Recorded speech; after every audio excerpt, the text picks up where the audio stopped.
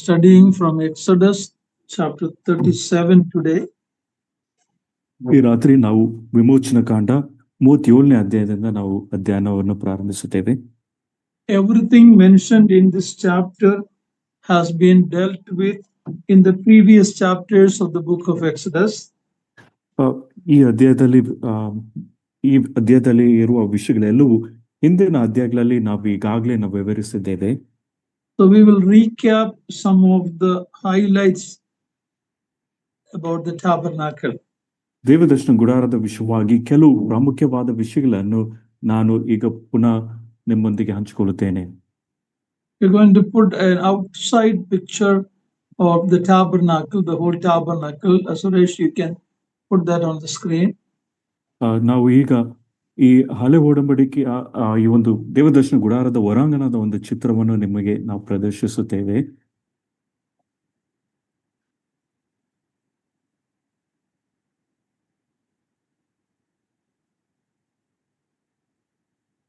Yeah, if you look at what you can see on the screen. ಈಗ ಈ screen ಮೇಲೆ ಇರುವ ಚಿತ್ರವನ್ನು ನೀವು ನೋಡುವುದಾದರೆ, the two articles of furniture in the outer court. ಈ ಹೊರಾಂಗಣದಲ್ಲಿ ಇರುವ ಎರಡು ಉಪಕರಣಗಳು, the brazen altar, that is what you see on the entrance side. ಪ್ರವೇಶದಲ್ಲಿರುವ ಒಂದು ಪ್ರವೇಶದಲ್ಲಿ ತಾಮ್ರದ ಗಂಗಾಳವನ್ನು ನೀವು ನೋಡುತ್ತೀರಿ. ತಾಮ್ರದ ಯಜ್ಞವೇದಿ. ತಾಮ್ರದ ಯಜ್ಞವೇದಿ. And then you will see in between that and the tabernacle, you will see the laver ಗಂಗಾಳ ಅಲ್ಲ. ಈ ದೇವದರ್ಶನ ಗುಡಾರಕ್ಕೂ ಮತ್ತು ಯಜ್ಞವೇದಿಯ ನಡುವೆಯಲ್ಲಿ ಆ ಗಂಗಾಳವನ್ನು ನೀವು ನೋಡುತ್ತಿದ್ದೀರಿ. And then you see the tabernacle after that. ಅದಾದ ನಂತರ ಆ ದೇವದರ್ಶನ ಗುಡಾರವನ್ನು ನೋಡುತ್ತಿರಬಹುದು. So these two items in the front, the brazen altar.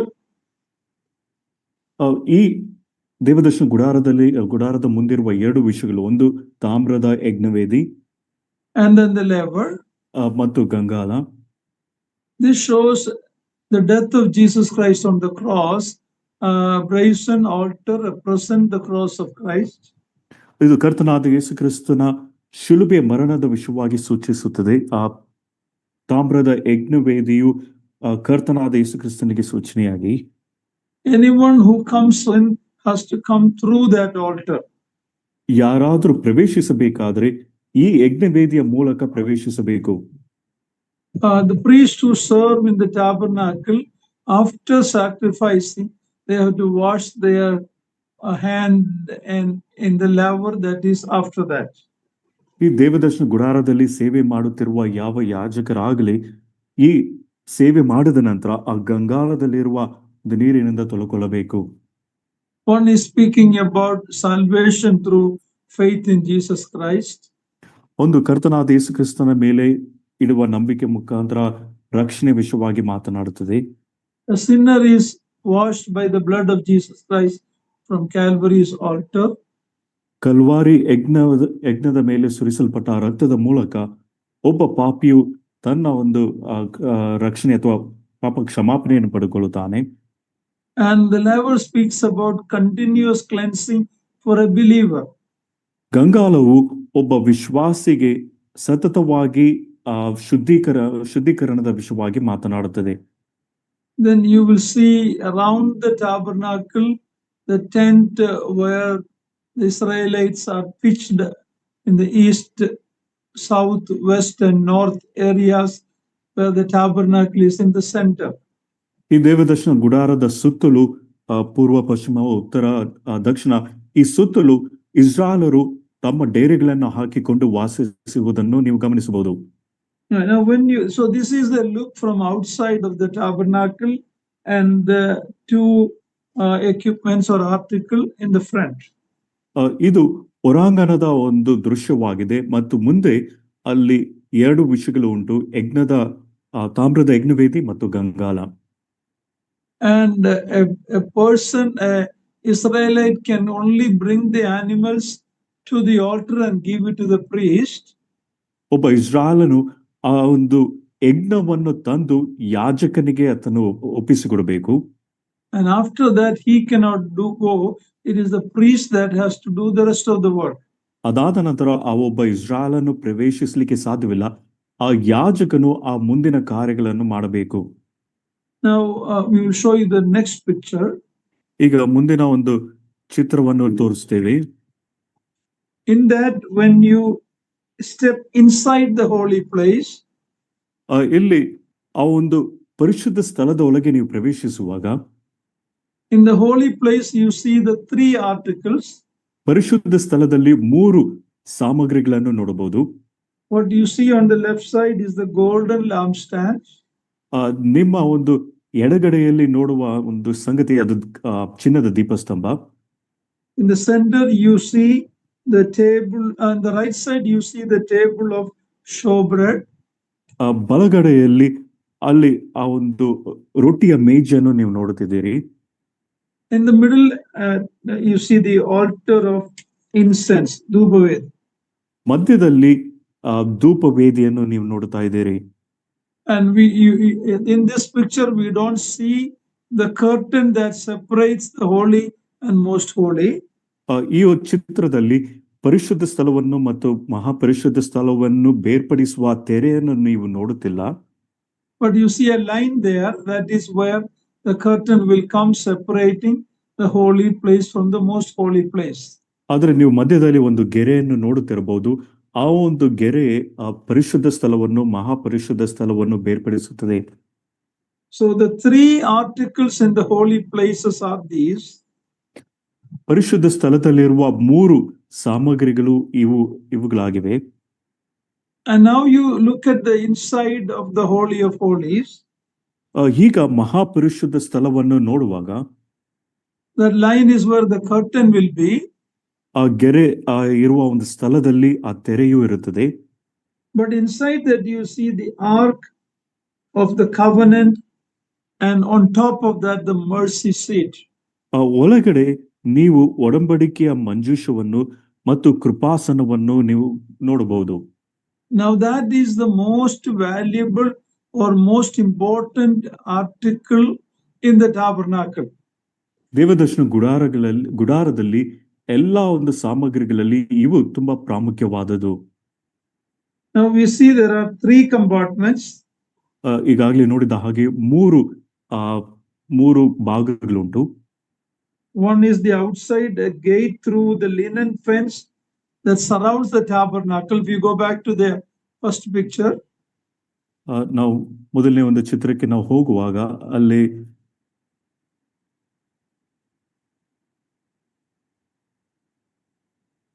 you see the gate through the linen fence that surrounds the tabernacle.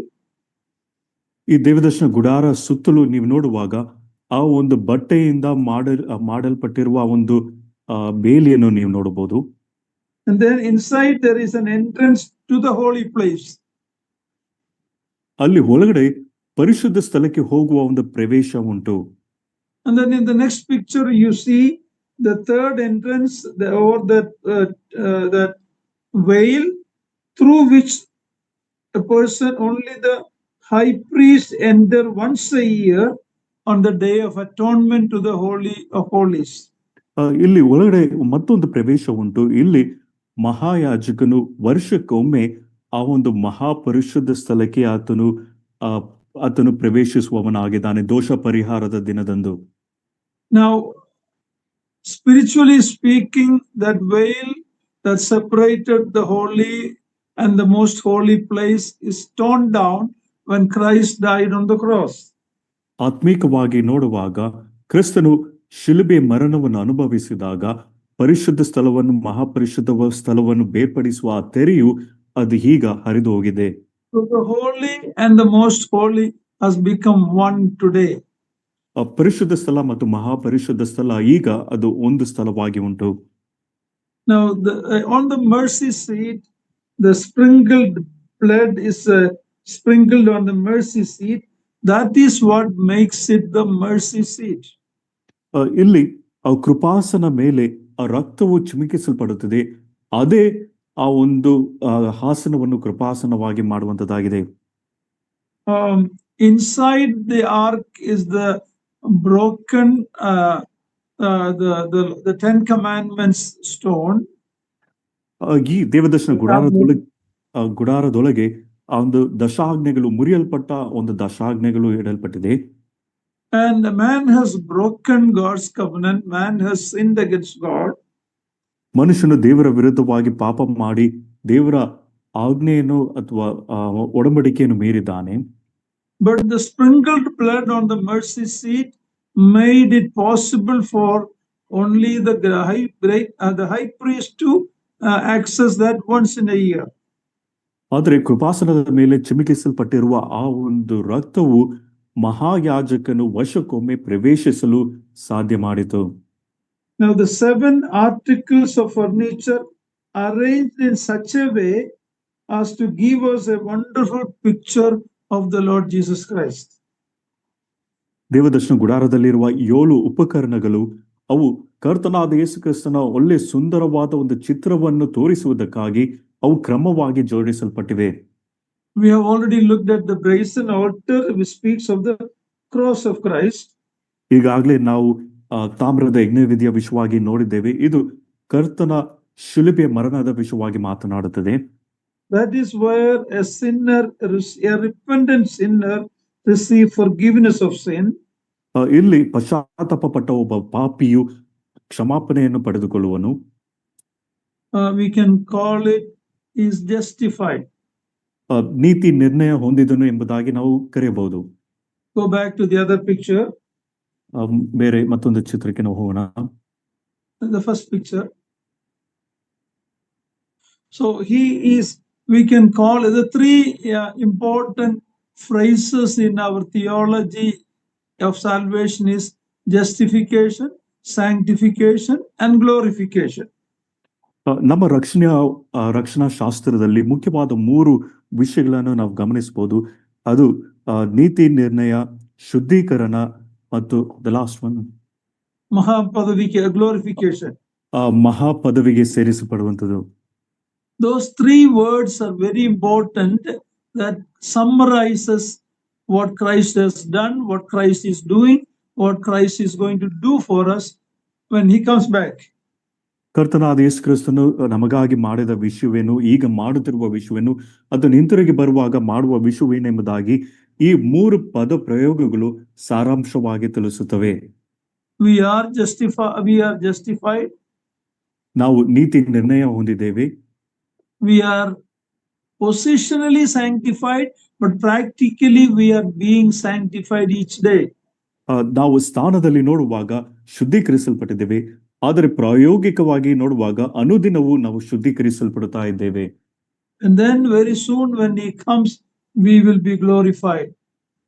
ಮತ್ತು ಶೀಘ್ರದಲ್ಲೇ ಕರ್ತನು ಹಿಂತಿರುಗಿ ಬರುವಾಗ ಆತನು ನಮ್ಮನ್ನು ಮಹಾಪದವಿಗೆ ಸೇರಿಸುವನು. So the brazen altar is representing the cross of Jesus. We are repeating, but it is very good to know this. ನಾನು ಪುನಃ ತಿಳಿಸುತ್ತಾ ಇದ್ದೇನೆ, ಅದು ಈ ವಿಷಯಗಳನ್ನು ತಿಳ್ಕೊಳ್ಳೋದು ತುಂಬಾ ಪ್ರಾಮುಖ್ಯವಾದದ್ದು. ತಾಮ್ರದ ಯಜ್ಞವೇದಿಯು ಕರ್ತನಾದ ಯೇಸು ಕ್ರಿಸ್ತನ ಮರಣವನ್ನು ಸೂಚಿಸುತ್ತದೆ. Most of my studies I use the notes from J. Vernon McGee, one of my mentor. When I was abroad, I used to listen to his Bible studies verse by verse. That is why God has given me this understanding. But the credit goes to God and J. Vernon McGee.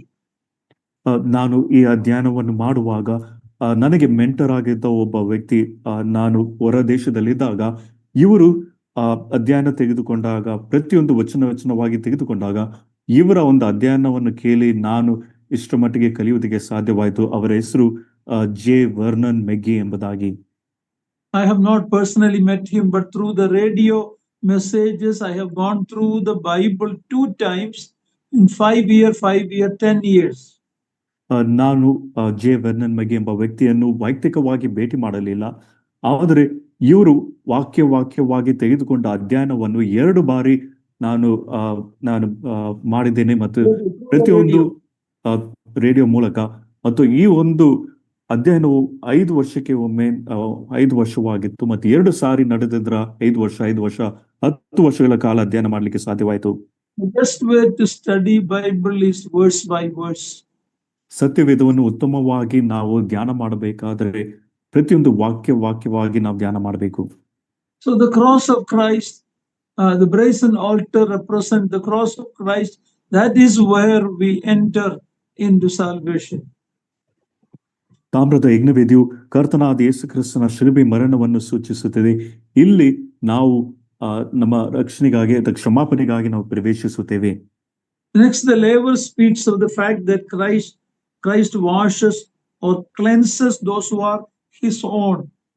ಎರಡನೇದಾಗಿ ಗಂಗಾಲ ಇಲ್ಲಿ ಕ್ರಿಸ್ತನಿಗೆ ಸೇರಿದವರನ್ನು ಕ್ರಿಸ್ತನು ತಾನೇ ಆತನು ತೊಳೆಯುವವನಾಗಿದ್ದಾನೆ ಅಥವಾ ಶುದ್ಧೀಕರಿಸುವವನಾಗಿದ್ದಾನೆ. We see that in 1 John 1:9, when we confess our sin, he is just and faithful to forgive of our sins. ಒಂದು ಯೋಹಾನ 1ನೇ ಅಧ್ಯಾಯ 9ನೇ ವಚನದಲ್ಲಿ ನಾವು ಓದುವಾಗ ನಾವು ನಮ್ಮ ಪಾಪಗಳನ್ನು ಅರಿಕೆ ಮಾಡುವುದಾದರೆ ಆತನು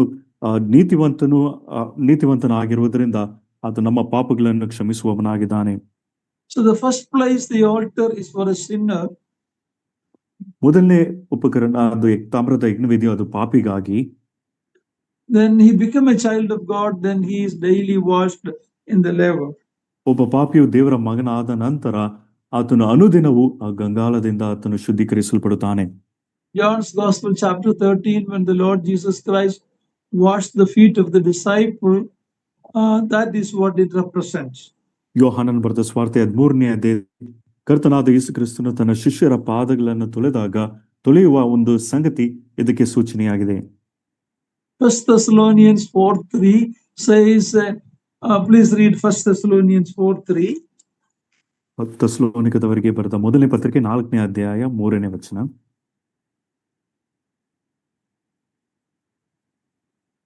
Somebody can read it. ದೇವರ ಚಿತ್ತವೇನೆಂದರೆ ನೀವು ಶುದ್ಧರಾಗಿ ಇರಬೇಕೆಂಬುದೇ. For a believer, God's will is that he should be sanctified. ಒಬ್ಬ ವಿಶ್ವಾಸಿಗೆ ದೇವರ ಚಿತ್ತ ಏನೆಂಬುದಾಗಿ ನೋಡುವಾಗ ಆತನು ಶುದ್ಧನಾಗಿರಬೇಕು. So the brazen altar is for, or the cross is for the unbeliever to come to salvation. The laver is for a believer to regularly be cleansed. ತಾಮ್ರದ ಯಜ್ಞವೇದಿಯು ಅದು ಕರ್ತನಾದ ಯೇಸು ಕ್ರಿಸ್ತನ ಮರಣವನ್ನು ಸೂಚಿಸುತ್ತದೆ. ಒಬ್ಬ ಅವಿಶ್ವಾಸಿ ಅಥವಾ ಪಾಪಿಯು ಆ ಶಿಲ್ಬೆ ಕಡೆಗೆ ಬರಬೇಕು. ಗಂಗಾಲ ಒಬ್ಬ ಪಾಪಿಯು ಆತನು ರಕ್ಷಣೆಗೆ ಬಂದ ನಂತರ ಅನುದಿನವೂ ಆತನು ಶುದ್ಧೀಕರಿಸಲ್ಪಡಬೇಕು. Let's read verse 1 to 10.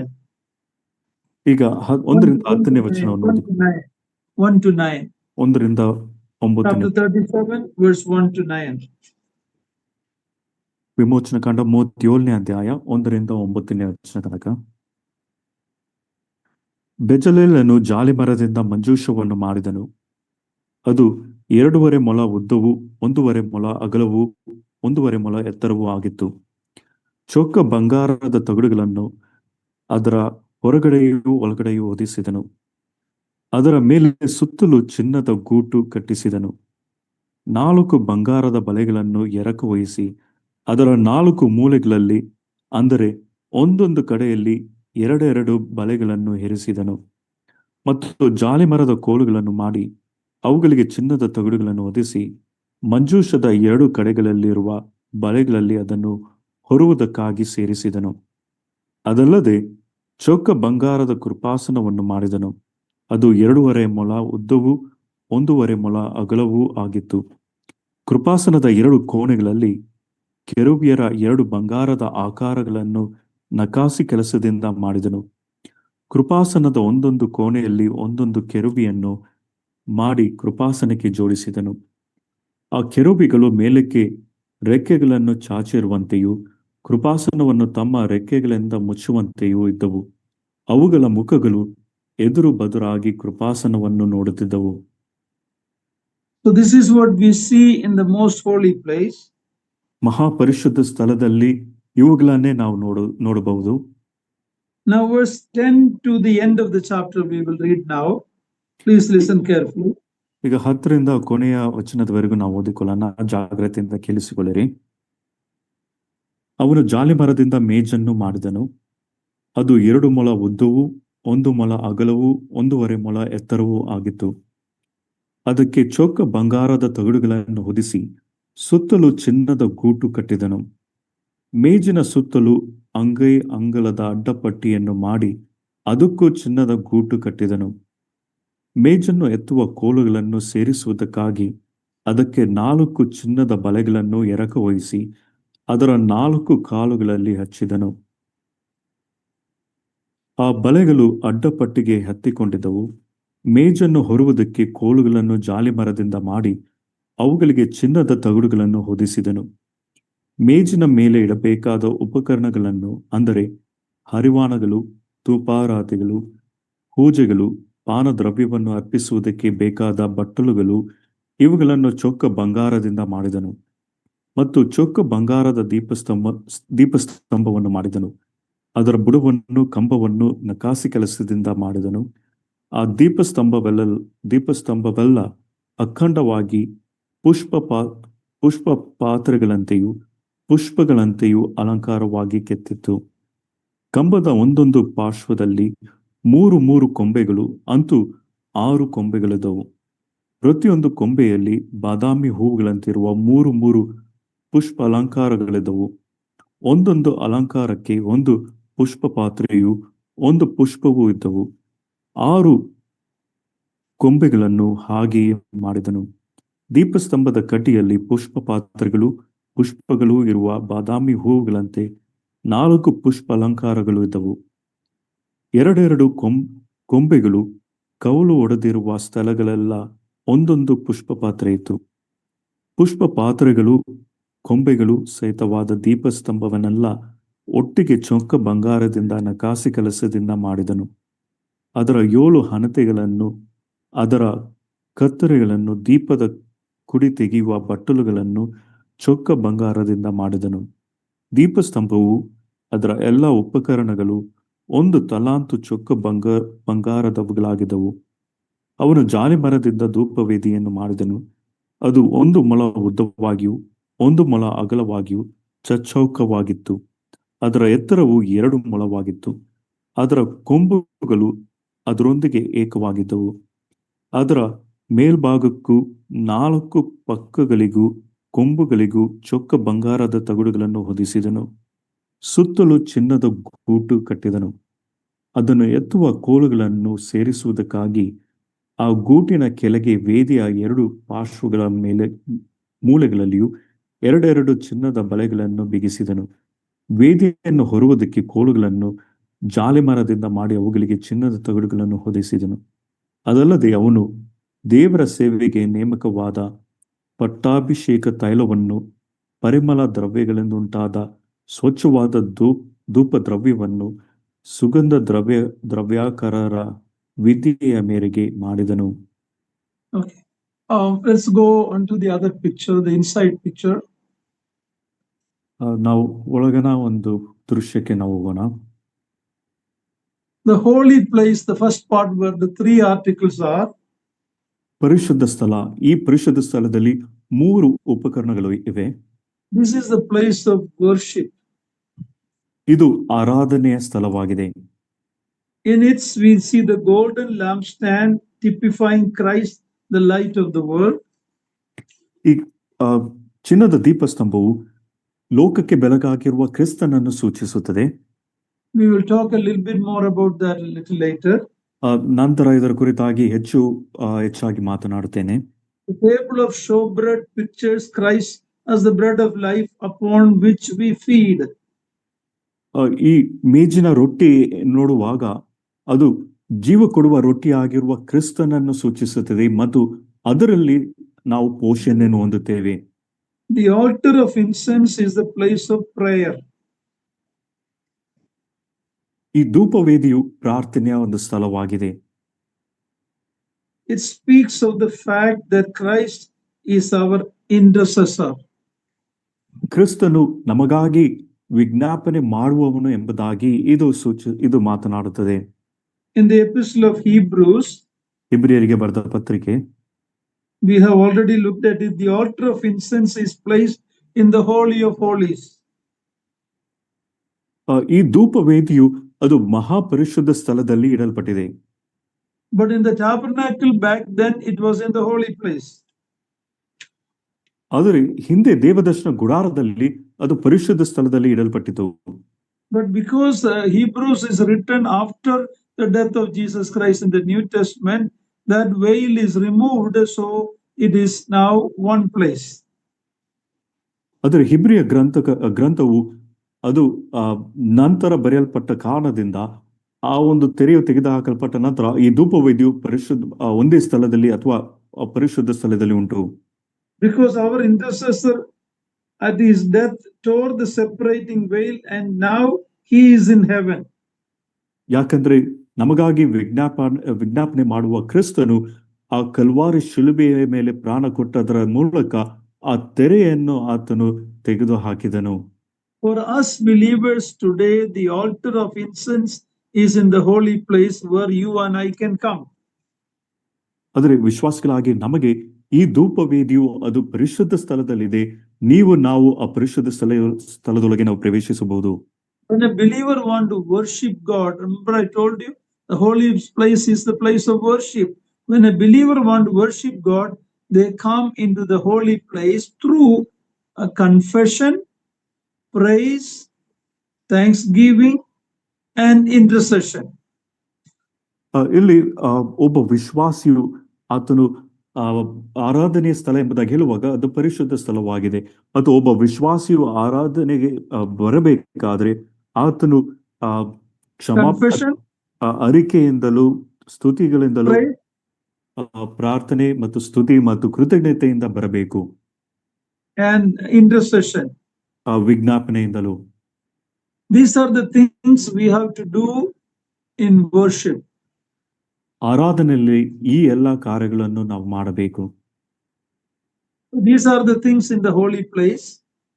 ಪರಿಶುದ್ಧ ಸ್ಥಳದಲ್ಲಿ ಇವುಗಳು ಉಂಟು. Here, if you want the light which the world gives, you have to go outside. But if you want the light from the lampstand, you must come inside. ಇಲ್ಲಿ ನಿಮಗೆ ಬೆಳಕು ಬೇಕಾದರೆ, ಲೋಕ ಕೊಡುವ ಬೆಳಕು ನಿಮಗೆ ಬೇಕಾಗಿರುವುದಾದರೆ ನೀವು ಹೊರಗೆ ಹೋಗಬೇಕು. ಆದ್ರೆ ಒಳಗೆ ನಿಮಗೆ ಬೆಳಕು ಬೇಕಾಗಿದ್ರೆ ಆ ದೀಪ ಸ್ತಂಭದ ಬಳಿಗೆ ಬರಬೇಕು. In other words, you cannot serve God or worship God with the wisdom of the world. ಇನ್ನೊಂದು ಮಾತಿನಲ್ಲಿ ಲೋಕದ ಜ್ಞಾನದಿಂದ ನೀವು ದೇವರನ್ನು ಸೇವಿಸಲು ಸಾಧ್ಯವಿಲ್ಲ. You need the light of the word of God. ದೇವರ ವಾಕ್ಯದ ಬೆಳಕು ನಿಮಗೆ ಅವಶ್ಯಕತೆ ಇದೆ. So we have worldly wisdom and godly wisdom. ಲೌಕಿಕವಾದ ಜ್ಞಾನವು ಮತ್ತು ದೈವಿಕವಾದ ಜ್ಞಾನವು ಎರಡೂ ಲಭ್ಯವಿದೆ. Read James chapter 3 verse 15 and 16. There we are told what is the source of the wisdom of the world. ಯಾಕೋಬನ ಬರೆದ ಪತ್ರಿಕೆ 3ನೇ ಅಧ್ಯಾಯ 15 ಮತ್ತು 16ನೇ ವಚನದಲ್ಲಿ ಲೋಕದ ಜ್ಞಾನಕ್ಕೆ ಸಂಪನ್ಮೂಲ ಏನು ಎಂಬುದಾಗಿ ಅಲ್ಲಿ ತಿಳಿಸಲ್ಪಟ್ಟಿದೆ. Let's read that. ಯಾಕೋಬನ ಬರೆದ ಪತ್ರಿಕೆ 3ನೇ ಅಧ್ಯಾಯ 15 ಮತ್ತು 16ನೇ ವಚನಗಳು. ಅದು ಮೇಲಿನಿಂದ ಬಂದ ಜ್ಞಾನವಲ್ಲ, ಅದು ಭೂ ಸಂಬಂಧವಾದದ್ದು, ಪ್ರಾಕೃತ ಭಾವವಾದದ್ದು, ದೆವ್ವಗಳಿಗೆ ಸಂಬಂಧಪಟ್ಟದು. ಮತ್ಸರವು ಪಕ್ಷಭೇದವೂ ಇರುವ ಕಡೆ ಗಲಿಬಿಲಿಯು ಸಕಲ ವಿಧವಾದ ನೀಚ ಕೃತ್ಯಗಳು ಇರುವವು. You know that we have three major enemies: the world, flesh, and the devil. ನಮಗೆ ಮೂರು ಬೈರಿಗಳಿದ್ದಾರೆ: ಲೋಕ, ಶರೀರ ಮತ್ತು ಸೈತಾನ.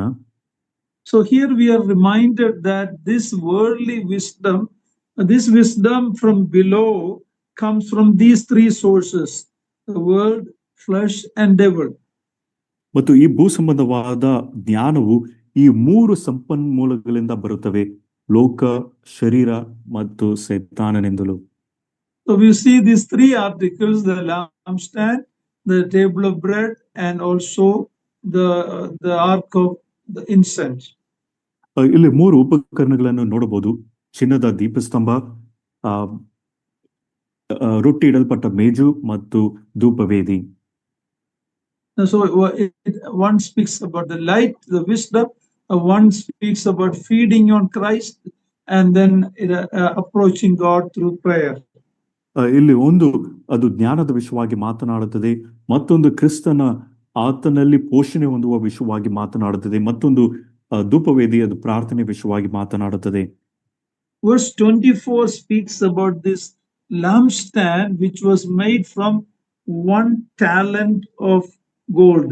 24ನೇ ವಚನದಲ್ಲಿ ಈ ದೀಪಸ್ತಂಭವು ಅದು 1 ತಲಾಂತು ಚೊಕ್ಕ ಬಂಗಾರದಿಂದ ಮಾಡಲ್ಪಟ್ಟಿತು. And it is a beaten work. We read it in 17. 17ನೇ ವಚನದಲ್ಲಿ ನಾವು ನೋಡುವ ಹಾಗೆ ಇದು ಕೆತ್ತಿತು ಮತ್ತು ಚೊಕ್ಕ ಬಂಗಾರದ ದೀಪಸ್ತಂಭವನ್ನು ಮಾಡಿದನು. ಅದರ ಬುಡವನ್ನು ಕಂಬವನ್ನು ನಕಾಸಿ ಕೆಲಸದಿಂದ ಮಾಡಿದನು. ಆ ದೀಪಸ್ತಂಭವೆಲ್ಲ ಅಖಂಡವಾಗಿ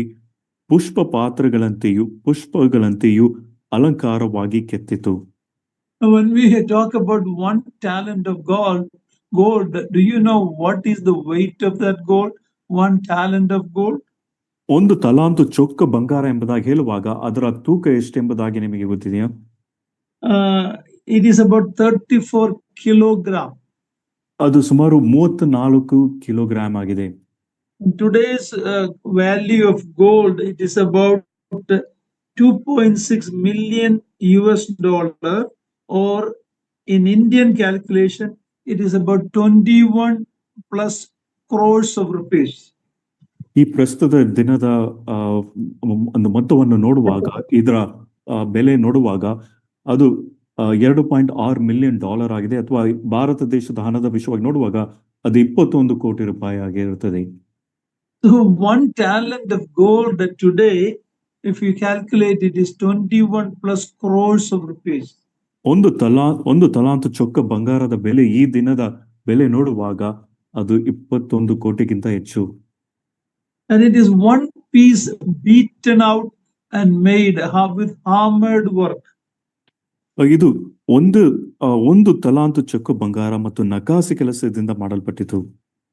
When it is made from one lump of gold, when it was beaten and made into with the bulbs and the flowers, when that work is all done, can you imagine what will be the cost of that finished lamp?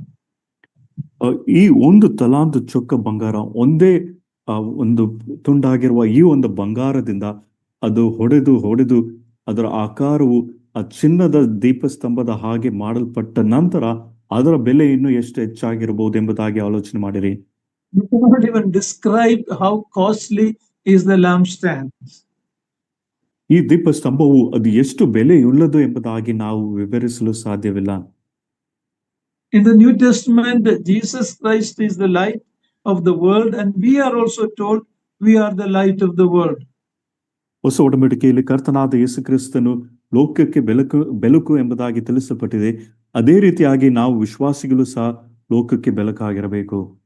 And in the New Testament, in the book of Revelation, each local church is called the golden lampstand.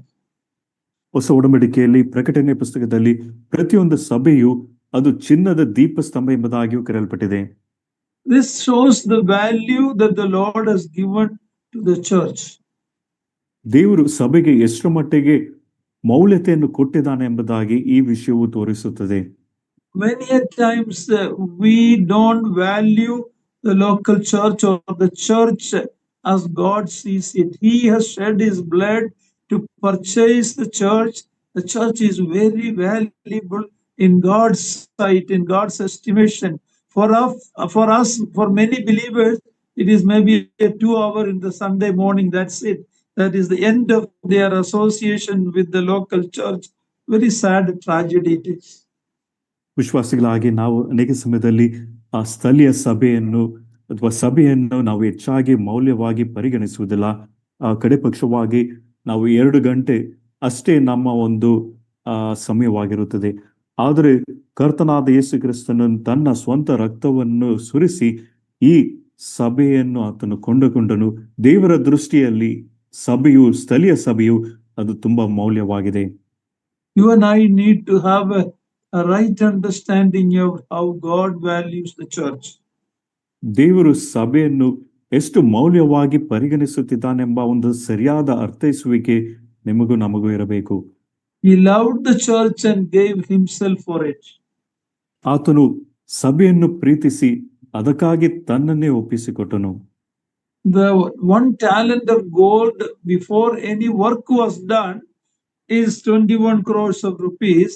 Then what, once it is finished, what will be the value of that lampstand? This is what you and I need to understand about the church of the living God.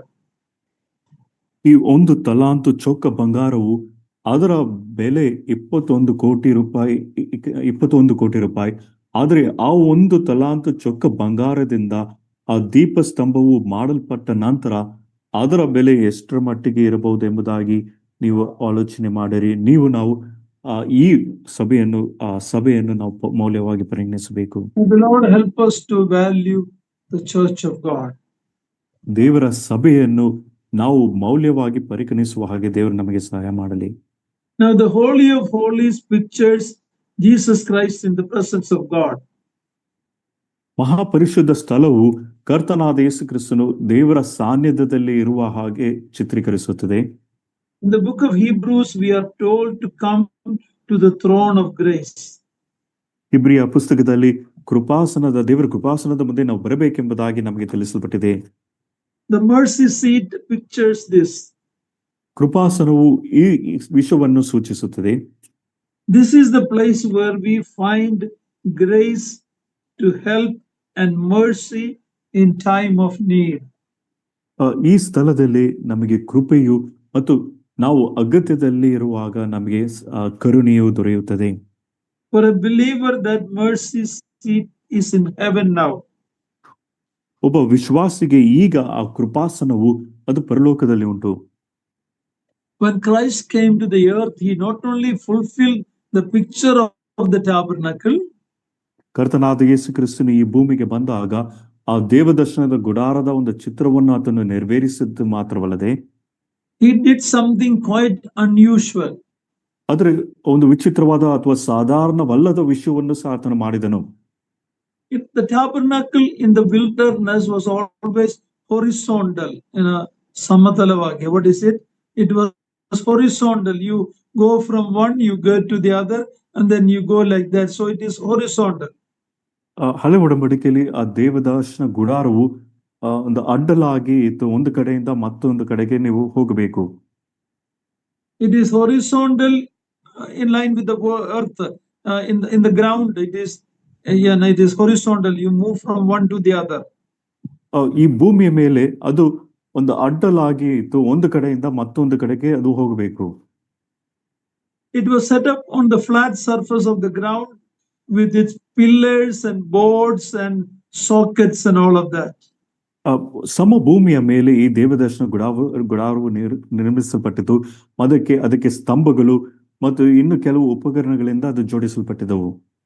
But when Christ came to pay the price for our sins, ಅದು ಕರ್ತನಾದ ಯೇಸು ಕ್ರಿಸ್ತನು ನಮ್ಮ ಪಾಪಗಳಿಗೆ ಬೆಲೆಯನ್ನು ಕೊಡುವುದಕ್ಕೆ ಬಂದಾಗ he made the tabernacle perpendicular, that is lambavagi alla, he made it perpendicular.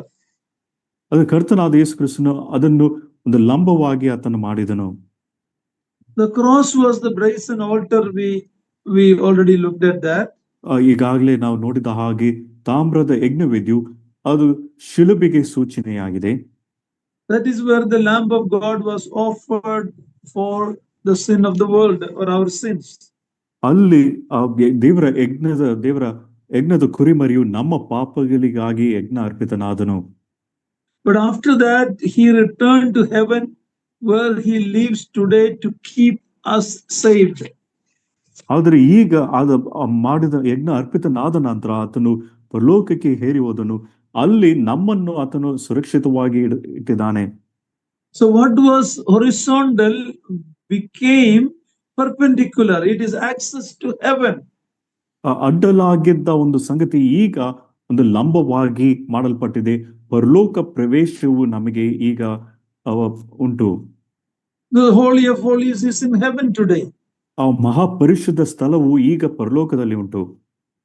We do not go horizontally to God by going to a building or to a man, but we look to heaven and go directly to him through Jesus Christ. ಆದ್ರೆ ಈಗ ನಾವು ದೇವರ ಕಡೆಗೆ ಹೋಗಬೇಕಾದ್ರೆ ನಾವು ಅಡ್ಡಲಾಗಿ ಅಲ್ಲ, ಆದರೆ ಮನುಷ್ಯನ ಕಡೆಗೆ ಅಥವಾ ಒಂದು ಕಟ್ಟಡದೊಳಗೆ ಹೋಗ್ಲಿಕ್ಕೆ ಸಾಧ್ಯವಿಲ್ಲ. ಆದರೆ ನಾವು ದೇವರ ಮೂಲಕ, ಕ್ರಿಸ್ತನ ಮೂಲಕ ನಾವು ದೇವರನ್ನು ಒಂದು ಲಂಬವಾಗಿ ನಾವು ದೃಷ್ಟಿಸಿ ನೋಡುತ್ತೇವೆ. And read 1 Timothy 2:5. 1 Timothy 2:5.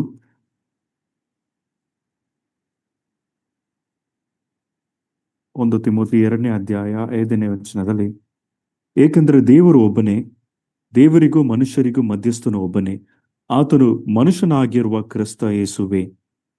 So he has not only died for us, but he is interceding for us. He became the only mediator that is needed between man and God. ಆತನು ನಮ್ಮನ್ನು ರಕ್ಷಿಸಿದ್ದು ಮಾತ್ರವಲ್ಲದೆ ಆತನು ನಮಗಾಗಿ ವಿಜ್ಞಾಪನೆ ಮಾಡುತ್ತಿದ್ದಾನೆ ಮತ್ತು ದೇವರಿಗೂ ಮನುಷ್ಯರಿಗೂ ಮಧ್ಯಸ್ಥನು ಆತನೊಬ್ಬನೇ. Between a holy God and a sinful man, we need a mediator, that is the Lord Jesus Christ. ಪರಿಶುದ್ಧನಾದ ದೇವರಿಗೂ ಮತ್ತು ಪಾಪಿಯಾದ ಮನುಷ್ಯರಿಗೂ ಒಬ್ಬ ಮಧ್ಯಸ್ಥನು ಬೇಕಾಗಿದೆ.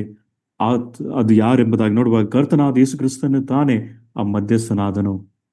But between Christ and us, we don't need any mediator. ಆದರೆ ಕ್ರಿಸ್ತನಿಗೂ ಮತ್ತು ನಮಗೂ ಮಧ್ಯದಲ್ಲಿ ಯಾವ ಒಬ್ಬ ಮಧ್ಯಸ್ಥನ ಅವಶ್ಯಕತೆ ಇಲ್ಲ. Except Roman Catholic Church, people say we have to go through Mary or we have to go through some saints. They made mediators between Christ and man, which is not in the New Testament. ಈ Roman Catholic ಹೊರತುಪಡಿಸಿ ಅವರು ಮಾತ್ರ ಈ ಒಂದು ವಿಷಯವನ್ನು ಅವರು ತಪ್ಪಾಗಿ ಅರ್ಥ ಮಾಡಿಕೊಂಡಿದ್ದಾರೆ. ಅವರು ಕ್ರಿಸ್ತನಿಗೂ ಮತ್ತು ಮನುಷ್ಯನಿಗೂ ಒಬ್ಬ ಮಧ್ಯಸ್ಥನು ಬೇಕು ಎಂಬುದಾಗಿ ಅವರು ಮರಿಯಲನ್ನು ಮತ್ತು ಇತರ ಸಂತೆಯರನ್ನು ಅವರು ಮಧ್ಯಸ್ಥನಾಗಿ ಮಾಡಿಕೊಂಡಿದ್ದಾರೆ.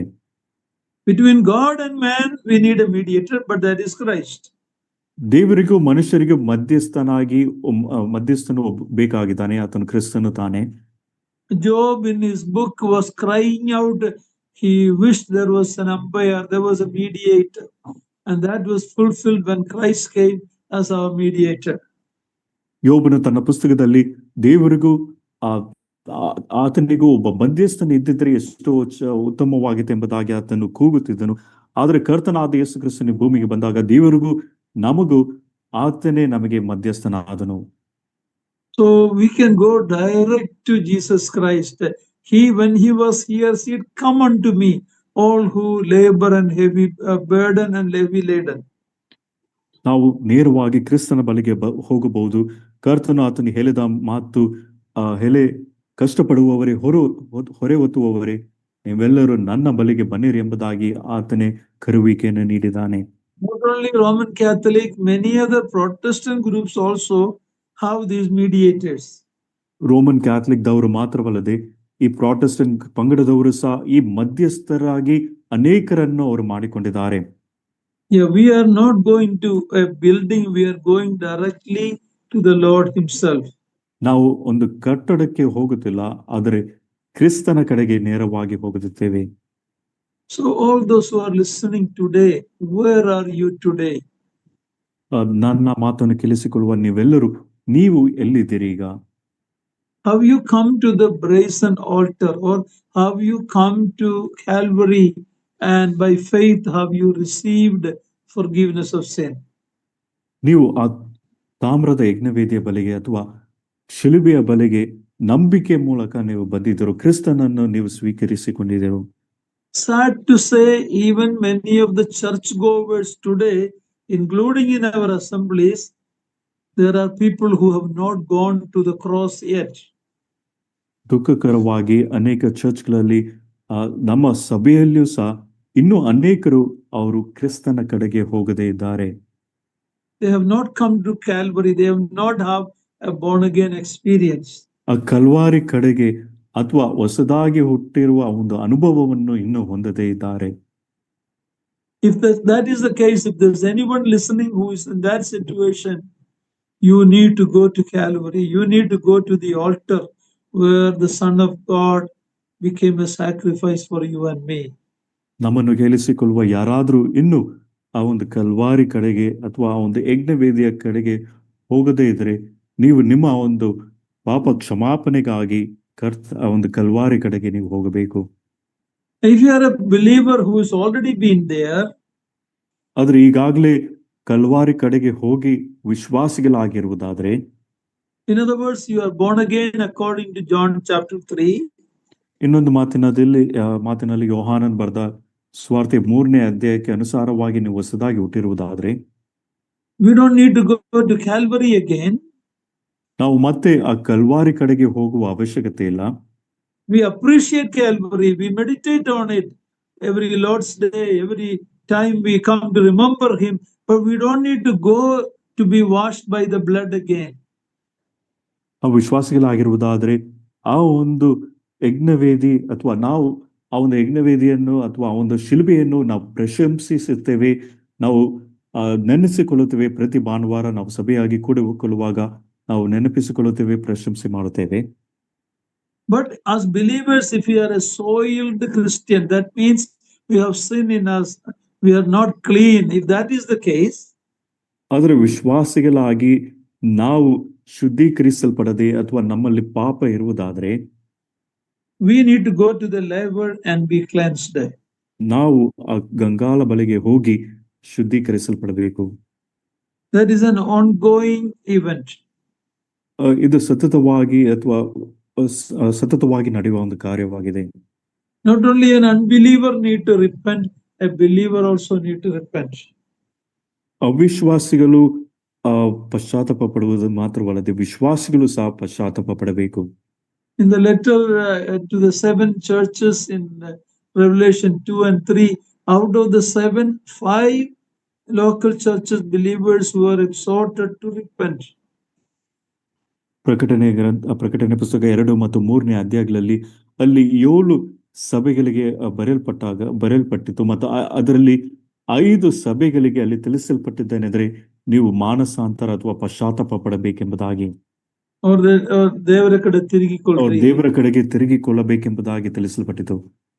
If you are an unbeliever, you are walking the darkness of the world, you need to come inside and walk in the light of the golden lampstand, the Lord Jesus Christ and his word. ನೀವು ಒಬ್ಬ ಅವಿಶ್ವಾಸಿಯಾಗಿದ್ದು ಈ ಲೋಕದ ಅಂಧಕಾರದಲ್ಲಿ ನಡೆಯುವುದಾದರೆ ನೀವು ಒಳಗೆ ಬಂದು ಆ ಒಂದು ದೀಪಸ್ತಂಭದ ಬೆಳಕಿಗೆ ಬಂದು ನೀವು ಬರುವವರಾಗಿರ್ಬೇಕು ಮತ್ತು ಆ ವಾಕ್ಯವನ್ನು ನೀವು ಓದುವವರಾಗಿರ್ಬೇಕು. Maybe we are a weak Christian who need to feed on the bread to gain spiritual nourishment. ನಾವು ಬಲಹೀನ ಕ್ರೈಸ್ತರಾಗಿ ವಿಶ್ವಾಸಿಗಳಾಗಿದ್ದು ನಾವು ಆತ್ಮೀಕ ಬಲವನ್ನು ಪಡೆದುಕೊಳ್ಳುವುದಕ್ಕಾಗಿ ಆ ಒಂದು ರೊಟ್ಟಿಯಲ್ಲಿ ನಾವು ಪೋಷಣೆಯನ್ನು ತೆಗೆದುಕೊಳ್ಳಬೇಕು. The Lord and his word gives us spiritual nourishment. ಕರ್ತನು ಮತ್ತು ಆತನ ವಾಕ್ಯವು ನಮಗೆ ಆತ್ಮೀಕವಾದ ಪೋಷಣೆಯನ್ನು ನೀಡುತ್ತವೆ. So as we look at all these items, it speaks about where we are. It gives us an opportunity to examine our life, where we are. It doesn't worry about not just that, oh, I go to church. No, that is not what makes a believer. A believer has to be a born again believer, someone who is in Christ as a new creation, or his faith is seen by the fruits he produces. ಒಬ್ಬ ವಿಶ್ವಾಸಿಯು ಅದನ್ನು ನಿಜವಾಗಲೂ ಹೊಸದಾಗಿ ಹುಟ್ಟಿರುವ ಒಬ್ಬ ವಿಶ್ವಾಸಿ ಆಗಿರಬೇಕು. ಸಭೆಗೆ ಹೋಗಿ ಬರುವ ಒಂದು ಸಂಗತಿ ಅಲ್ಲ, ಆದರೆ ಆತನ ಒಂದು ಜೀವದಲ್ಲಿ ಆ ಒಂದು ಫಲ ಕೊಡುವ ಆ ಒಂದು ವಿಶ್ವಾಸಿಯಾಗಿ ಆತನು ಇರಬೇಕು. Maybe as a believer, our prayer life is very beggarly, very weak, balisha, like a child. We don't have a prayer life and we are weak in it. What should we do? ಒಂದು ವೇಳೆ ವಿಶ್ವಾಸಿಗಳಾಗಿದ್ದು ನಾವು ನಮ್ಮ ಒಂದು ಪ್ರಾರ್ಥನೆಯ ಜೀವಿತದಲ್ಲಿ ತುಂಬಾ ಬಲಹೀನರಾಗಿ ಒಂದು ಬಾಲ್ಯದ ಹಾಗೆ ನಾವು ಇರುವುದಾದರೆ ನಾವೇನು ಮಾಡಬೇಕು? We need to stand before the altar of incense. ನಾವು ಆ ಧೂಪ ವೇದಿಯ ಮುಂದೆ ನಿಂತುಕೊಳ್ಳಬೇಕು. Our prayer life need to be examined. ನಮ್ಮ ಪ್ರಾರ್ಥನಾ ಜೀವಿತವನ್ನು ಪರೀಕ್ಷಿಸಿಕೊಳ್ಳಬೇಕು. How beautifully these items portray Christ and we believers in our life. ಈ ಉಪಕರಣಗಳು ಹೇಗೆ ಕರ್ತನಾದ ಯೇಸು ಕ್ರಿಸ್ತನನ್ನು ಸುಂದರವಾಗಿ ಚಿತ್ರೀಕರಿಸಿ ವಿಶ್ವಾಸಿಗಳಾಗಿ ನಮ್ಮನ್ನು ಸಹ ಅದು ಆ ನಮಗೂ ಅದು ನಮಗೆ ಕಲಿಸಿಕೊಡುವಂತದ್ದಾಗಿದೆ. Perhaps we are believers who are in trouble and we need mercy. We are facing challenges and difficulties. We need the mercy, grace, and help in need of trouble, ಒಂದು in ವೇಳೆ time of trouble. ವಿಶ್ವಾಸಿಗಳಾಗಿ ನಾವು ತೊಂದರೆಯಲ್ಲಿ ಇಕ್ಕಟ್ಟಿನಲ್ಲಿ ಇರಬಹುದು, ಆದರೆ ನಾವು ದೇವರ ಒಂದು ಕೃಪೆಯನ್ನು, ಕರುಣೆಯನ್ನು ಮತ್ತು ಈ ಒಂದು ಸಹಾಯದ ಒಂದು ಸಮಯದಲ್ಲಿ ದೇವರ ಕೃಪೆಯನ್ನು ಮತ್ತು ಕರುಣೆಯನ್ನು ಪಡೆದುಕೊಳ್ಳುವವರಾಗಿರಬೇಕು. He is available to give us help in time of our need. ನಮ್ಮ ಒಂದು ಅಗತ್ಯದ ಸಮಯದಲ್ಲಿ ಆತನು ಈ ವಿಷಯಗಳನ್ನು ಒದಗಿಸಿಕೊಡುವುದಕ್ಕೆ ಆತನು ಸಿದ್ಧನಾಗಿದ್ದಾನೆ. We need mercy, grace, and help. ನಮಗೆ ಕರುಣೆಯು, ಕೃಪೆಯು ಮತ್ತು ಸಹಾಯವು ಅವಶ್ಯಕತೆ ಇದೆ. Oh, there is a mercy seat available for us. ನಮಗಾಗಿ ಕೃಪಾಸನವು ಅಥವಾ ಕರುಣಾಸನವು ನಮಗಾಗಿ ಲಭ್ಯವಿದೆ. Go there and accept the help that is waiting for us.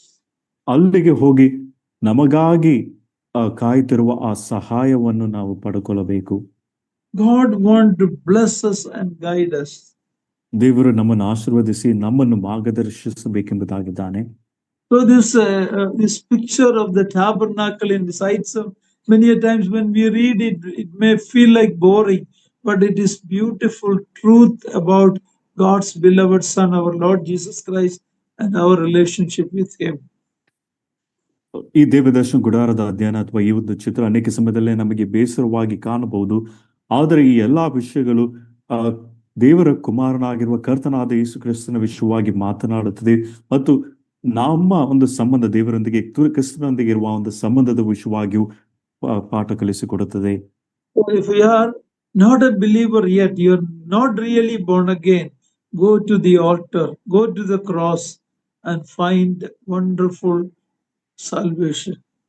ನೀವು ವಿಶ್ವಾಸಿಗಳಾಗಿ ಇರದೇ ಇರುವುದಾದರೆ ನೀವು ಆ ಒಂದು ತಾಮ್ರದ ಯಜ್ಞವೇದಿ ಅಥವಾ ಆ ಒಂದು ಶಿಲುಬೆಯ ಕಡೆಗೆ ಬಂದು ಆ ಸುಂದರವಾದ ಒಂದು ಕೃಪೆಯನ್ನು ನೀವು ಪಡೆದುಕೊಳ್ಳಿರಿ.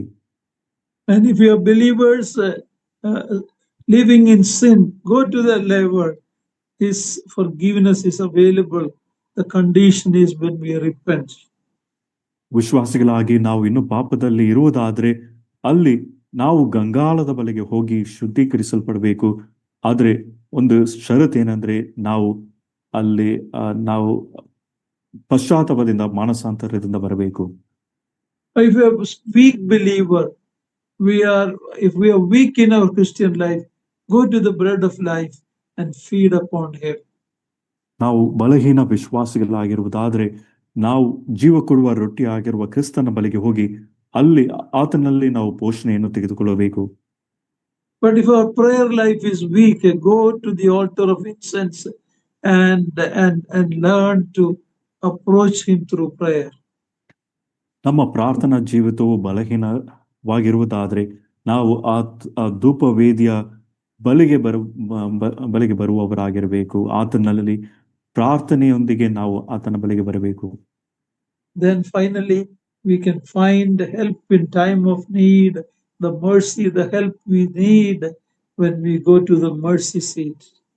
ನಾವು ಆ ಕೃಪಾಸನದ ಬಳಿಗೆ ಬರುವಾಗ ಅಗತ್ಯವಾದ ಒಂದು ಸಮಯದಲ್ಲಿ ನಮಗೆ ಸಹಾಯವನ್ನು ನಾವು ಪಡೆದುಕೊಳ್ಳಬಹುದು. Amazing picture of our blessed Savior. ನಮ್ಮ ಆಶೀರ್ವಾದದಾಯಕನಾದ ಕ್ರಿಸ್ತನ ಕುರಿತಾದ ಸುಂದರವಾದ ದೃಶ್ಯವನ್ನು ನೋಡುತ್ತಾ ಬರುತ್ತಿದ್ದೇವೆ. Everything was representing the beauty of Christ and what He has done for us. ಈ ಎಲ್ಲ ಉಪಕರಣಗಳು ಕ್ರಿಸ್ತನ ಒಂದು ಸೌಂದರ್ಯವು ಮತ್ತು ಆತನು ನಮಗಾಗಿ ಮಾಡಿದ ಕಾರ್ಯಗಳ ವಿಷಯವಾಗಿ ಮಾತನಾಡುತ್ತವೆ ಅಥವಾ ಸೂಚಿಸುತ್ತವೆ. May the Lord help us to focus, meditate upon these things. ಈ ಎಲ್ಲಾ ವಿಷಯಗಳ ಕುರಿತಾಗಿ ದೇವರು ತಾನೇ ನಮಗೆ ಇದರ ಕುರಿತಾಗಿ ಧ್ಯಾನ ಮಾಡುವಾಗಿ ದೇವರು ತಾನೇ ನಮಗೆ ಸಹಾಯ ಮಾಡಲಿ. And I'm not going to go to the next chapter today. Lord willing, we will gather next week. But I think enough God has given us to strengthen us wherever we are and become fruitful believers in our life.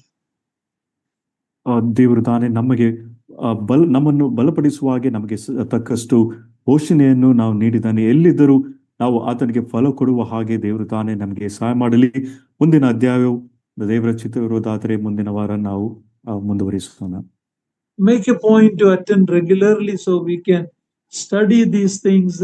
Never have the attitude, I know all of this, I've been hearing it, but focus on it, meditate upon it.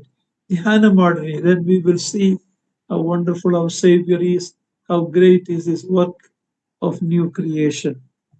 ಈ ಹೊಸ ಸೃಷ್ಟಿಯ ಒಂದು ಕಾರ್ಯವು ದೇವರ ಒಂದು ಸೌಂದರ್ಯ, ಕರ್ತನ ಸೌಂದರ್ಯ ಮತ್ತು ಆತನ ಒಂದು ಕೃತಿಗಳು ಎಷ್ಟು ಸೌಂದರ್ಯವಾಗಿದೆ ಎಂಬುದಾಗಿ ನಾವು ತಿಳುಕೊಳ್ಳುವಾಗಿ ದೇವರು ತಾನೇ ಸಹಾಯ ಮಾಡಲಿ. ಮತ್ತು ಈ ವಿಷಯಗಳನ್ನು ಈ ಒಂದು ಕೂಟಕ್ಕೆ ನಾವು ನಿರಂತರವಾಗಿ ನಾವು ಯಾವಾಗಲೂ ಕ್ರಮವಾಗಿ ನಾವು ಭಾಗವಹಿಸುವವರಾಗಿ ನಾವು ಇರೋಣ. May God's name be glorified.